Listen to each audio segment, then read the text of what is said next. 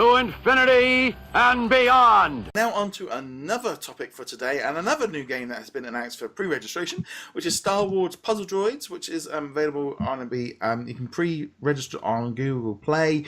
It'll also be coming to Android as well, so iOS as well. It's a brand new free-match adventure which taps into the holographic memory bank of BB-8 for an epic Star Wars adventure. The game features familiar scenes and previously untold stories, alongside engaging puzzle gameplay told from a unique perspective. It's a match free and game win.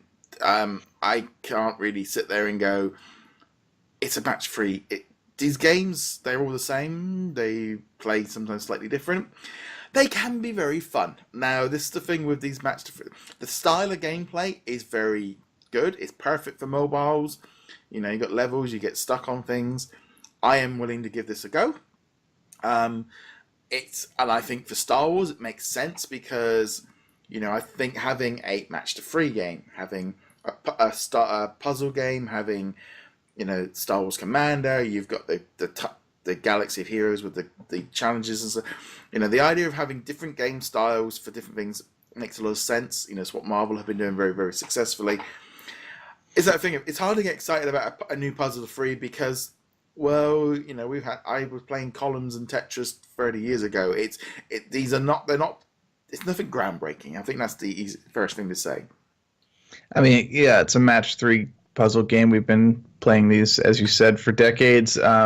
People who've been playing, say, Emoji Blitz and the Sum games, they're not exact matches, obviously, but they're the same basic style. Yeah. Yeah, I mean, it's a very safe bet for Disney, and you know, I'm sure if they keep their expectations low or moderate in terms of how much money it'll make, then it'll probably do well. And it's one of those games, you know, we were talking about earlier, where a lot of these games are getting the rug pulled out from under them. But I could see them just being like, whatever, let Puzzle Droids stick around, even if it's only making a couple bucks. Then it probably not going to require all that much server space on their side. So who cares? I'm hoping it will work offline, because these games I found with Frozen Freefall, because it was an offline game, it meant you could play it on the plane, you could play it on the phone. Now, the trouble is with these kind of games is they're not very good, I don't think, from the point of view.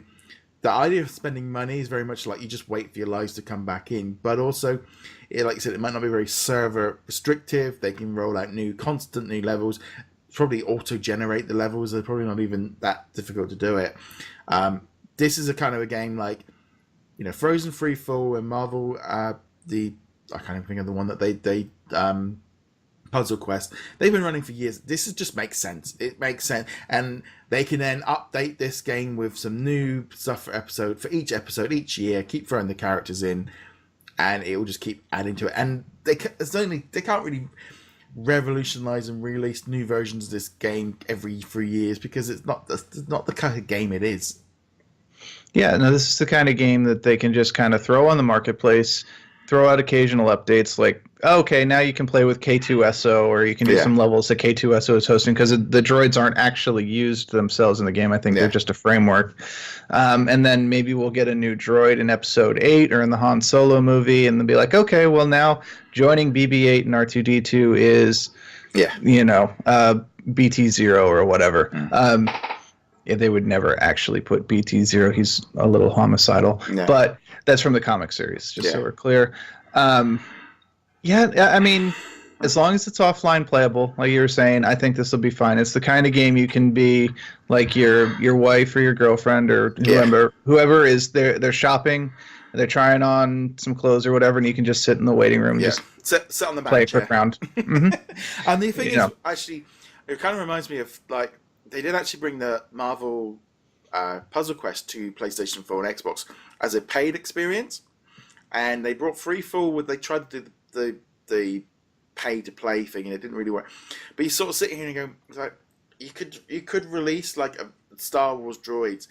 So you actually just released a version of this game on consoles and on devices, and just make it a paid app, you know, rather than this free to play stuff. I'd buy it. I'm going to probably end up buying Puro Puro Tetris when that comes out for the Switch. It's like these kind of games you're looking at going, I know they make it's like if you sold this for 20 quid but made it the full game, we'd probably buy it. But you're going to do free to play, and I'll probably give you no money for it. Yeah, I mean, Puzzle Droids is. I can't imagine what I would spend money on in the game other than lives, but it's the kind of game where I'm like, oh, I'm out of lives. Okay, I'll play something else for a while. Yeah.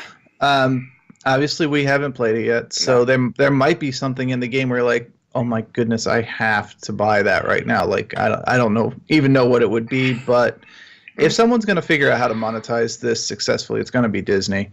Yeah, I could see this being on, like, say, the Switch too. It'd be great on the Switch with being able to take it with you, and you know, you're on a plane ride and you're looking for something to play that's not going to be too battery intensive. Go for it. Or even it's just this is where this kind of slide comes into.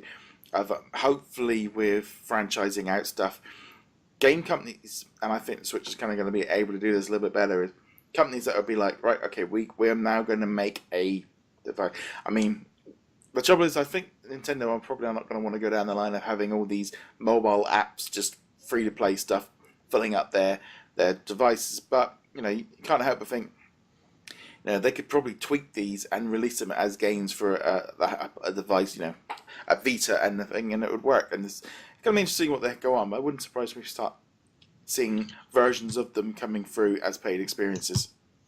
Right, and then Nintendo, of course, also wants to be sure that you're not going to be delisting your games the way you know we see on Android and Apple all the time, particularly with Disney, as we've already discussed. Yeah. But you know, if you get a game, let's say Magic Kingdoms or whatever, and you can prove that it's got longevity, I could see Nintendo being like, well, sure, if you want to give us a small little cut of the microtransaction pie, we'll put it on there, because the Switch is practically built for that. Yeah, so. I mean, it's that thing, like I said, Puyo Tetris is coming out. It is essentially a match-free and Tetris and all the rest of it, and it's going to be sold. It's $20, $30, and I'm going to buy it because it is that kind of game that I do enjoy playing it. And like I said, if this had come out on the Switch as a £20 title, I would have brought it. Free game. You probably won't get a penny out of me because the environment doesn't match the thing of what they're trying to do. But I'm willing to try it when it comes out. I haven't played one of these for a while. I think I've deleted Frozen 3-4. I've been playing number 2. So it should be fun. Yeah, I mean, I don't even have Emoji Blitz or anything like that on my phone at the moment. So yeah, I could definitely stand to have a match 3 game to play, and we'll see if it's any good. I mean, that's what it comes down to. I did actually get my wife to play Emoji Blitz. Now she's playing that on. There again, she's got like 5 games that the minute the lives are up, she jumps to the next one. Yeah. I mean, that's the other thing is, why would I spend money on lives in Puzzle Droids or Emoji Blitz when I can just switch over to the next game, which is almost the exact same? Yeah. So there we go.